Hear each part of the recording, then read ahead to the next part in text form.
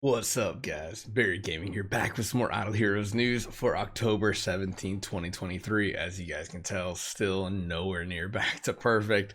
That's the downside of doing YouTube as a job. You don't get sick days. You basically take a day off, nothing in return. But hey, we're back and we have some fantasy arcade information. This stuff is actually thanks to Demon. We were talking about the new fantasy arcade update on the tap servers that'll be coming to Android and iOS sometime relatively soon.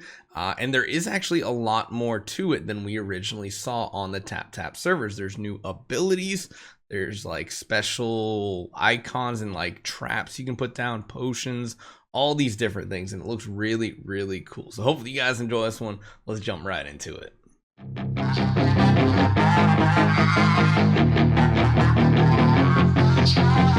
So let's start off with this right here. This is kind of like in-game screen caps you can see of different types of abilities. If you look down the bottom, you can see it's still the same old of what we've had. We have the warriors, the rangers, the priests. You got Vesa, Sword Flash, and Asmodel. Nothing really different there. However, there's these new icons that have popped out, and they're basically like special abilities that you can do. You notice there's some like mines laid out here. There's a lot of different things, and you can actually see the formation too, like behind the lines. It almost actually looks like they're looking left. So this battle might scroll both sides, from the left side and the right side, and so you need to have your team set up pretty much on both sides. You can see they have all three of the Transcendence heroes here. Sometimes you can sneak extra ones out depending on the situation as well, because sometimes, well, you can get them to go to the other side and then they reset to that side, and you can actually get two on the same location, which is kind of overpowered because that means you can deploy another one to the other side. So that's what we see here. The important part is this next one. So this right here is where it gets interesting. These are all pretty much the tower defense skill icons, as well as the defense events. So you see a few of them are like these attack style spells and such. The first one here, tower skill 1008, looks like it follows this one right here. Lightning. It calls lightning to strike enemies within a certain range, causing damage and inflicting electric seal for 10 seconds. What electric seal does is it increases the damage taken by the target.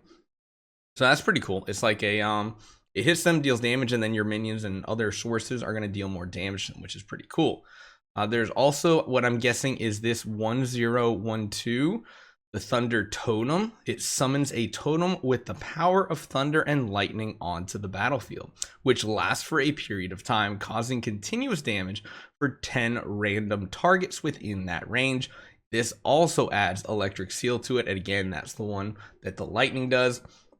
Both of these seem to be really cool, as in they do a certain amount of damage, either based on the number of targets or a certain time period, and then makes those targets take additional damage, which is pretty cool. There's also the next one here, 1009. This one says Poison Vine. Cast Poison Ivy Entanglement on enemies within range, causing damage and adding Poison Seal for 10 seconds. This Poison Seal reduces the target's attack power and cannot be superimposed. So that might be one that's really good against like the bosses that just one-shot all your team. Maybe it lets them get two-shot instead of one-shot. Might be interesting.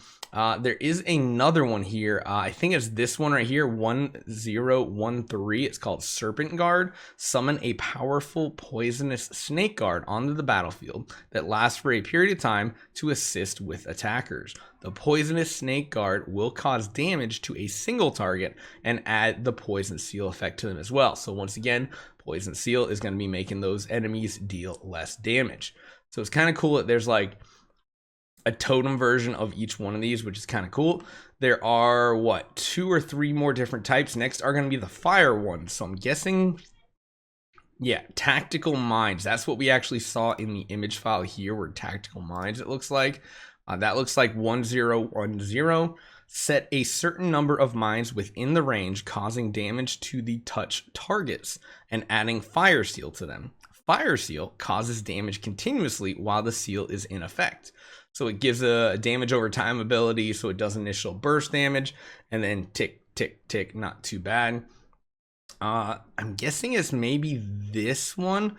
The next one's called Alchemy Bomb, I guess. Okay, throws unstable alchemy bombs at enemies within range, causing damage. And again, adding that seal. I don't see any other image that would be similar. It feels like it's got to be that, unless we see something later on, but that sounds like those are the bombs right there. Again, applying fire seal, damage over time, could be pretty good. Next up, I'm guessing is this skill right here, 1011, called Ice Pick. Condensed ice penetrates enemies within a straight line, so a straight beam attack. As the number of pierced targets increases, the damage decreases, and an ice seal is added for 10 seconds. Ice seal reduces the target's movement speed and cannot be moved. So that's kind of cool. It does like it's like a frost wave. And of course, as you hit more targets, it does less and less damage, but it will slow them down, which is interesting. And then there's also Ice Storm, which I think is like this tornado looking one right here. 1015 summons several powerful tornadoes onto the battlefield to continuously attack enemies within range. This also adds Ice Seal, again, slowing the targets and stuff like that. So interesting. So far, I feel like the first two are the most beneficial. They take more damage or they deal less damage. But again, we don't really know. We'll have to get in there and see how they actually perform.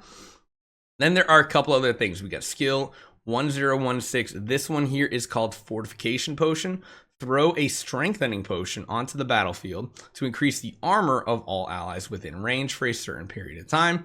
And the other one is Rejuvenation Totem. Summons a totem with healing power onto the battlefield. So that's cool because it's a totem, so you place it, which lasts a certain period of time and continues to restore allies within range. I like that because right now it's either you have to let your hero die off and summon a new one, or you just wait for a power up to heal your whole team when you get to like a certain level tier and stuff like that. So it's like interesting, but it's not like that interesting. I don't know. What do you guys think? So far, this does sound a little more interesting, I'll say.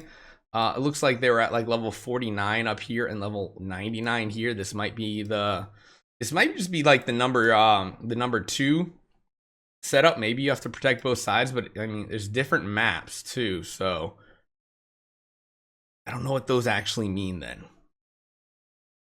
I don't know, but it looks like you can set these up like maybe up to 5 of them because there's like 1, 2, 3, 4. There's like 5 lines in the circle around it. So we'll have to see. All I know is if it's some new stuff, I'm cool with that. I want to see some new things into the game.